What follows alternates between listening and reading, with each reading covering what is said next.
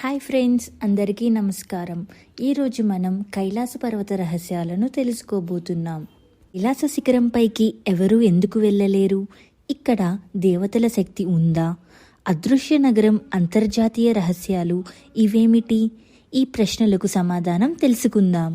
కైలాస పర్వతం ప్రత్యేకత: ఇది హిమాలయాల్లో 22,000 అడుగుల ఎత్తైన ఉన్న పవిత్ర పర్వతం. హిందూ మతం, బౌద్ధ మతం, జైనం, బోన్ మతాల్లో కైలాసం దివ్య స్థలంగా భావిస్తారు. ఇది ప్రపంచానికి ఎనర్జీ కేంద్రం. ఇది భూమి యొక్క ఆధ్యాత్మిక ధ్రువ బిందువుగా చెప్పబడుతుంది. శివుని నివాసం, మహాదేవుడు తపస్సు చేస్తున్న స్థలంగా చెబుతారు. కైలాసం ఎక్కలేని రహస్యం: ఇప్పటి వరకు ఎవరు కైలాస శిఖరాన్ని అధిరోహించలేకపోయారు. పర్వతారోహకులకు అనుమతి లేదు, ఎందుకంటే ఇది పవిత్ర స్థలం.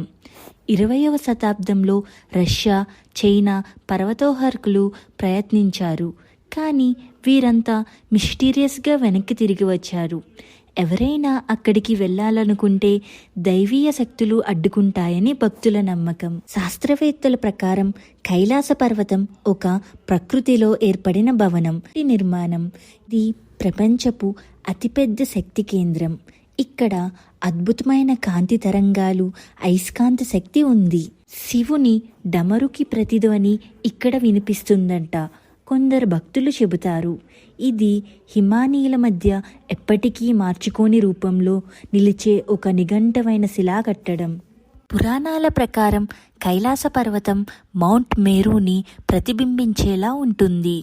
మౌంట్ మేరును భగవంతులు నివాసంగా పేర్కొంటారు. కొన్ని అధ్యయనాలు చెబుతున్నాయి కైలాసం లోపల ఒక అంతర్జ్వాల ద్వారం ఉందని. అందరూ కైలాసం వెనుక అదృశ్య నగరం ఉందని అంటారు. రష్యా పరిశోధకులు చెబుతున్న సమాచారం ప్రకారం ఇది ఒక అంతర్లోకం మార్గం కావచ్చు. ఇక్కడ దేవతలు, సిద్ధులు, యోగులు, శక్తి నిండిన దివ్య ప్రాంతాలు ఉన్నాయని పురాణాలు చెబుతున్నాయి. భక్తులు కైలాస పర్వతాన్ని 52 కిలోమీటర్ల పాటు ప్రదక్షిణం చేస్తారు. ఇది పాప విమోచనం, ఆధ్యాత్మిక ప్రగతికి మార్గం అని నమ్ముతారు. ఇది ఆరోగ్యాన్ని మెరుగుపరిచి ఆధ్యాత్మిక అనుభూతిని ఇస్తుంది. కైలాస పర్వత రహస్యాలు: ఇక్కడ గడిపిన 12 గంటలు భూమిపై 12 సంవత్సరాలకు సమానం. పర్వత ఆకారం శివలింగాన్ని పోలి ఉంటుంది. ఇది ప్రపంచానికి కేంద్ర బిందువుగా ఉంది. అక్కడ నివసించే యోగులు ఇప్పటికీ బ్రహ్మాండ శక్తి కలిగి ఉంటారని అంటారు. కైలాసం శివుని దివ్య స్థలం. మీ అభిప్రాయం?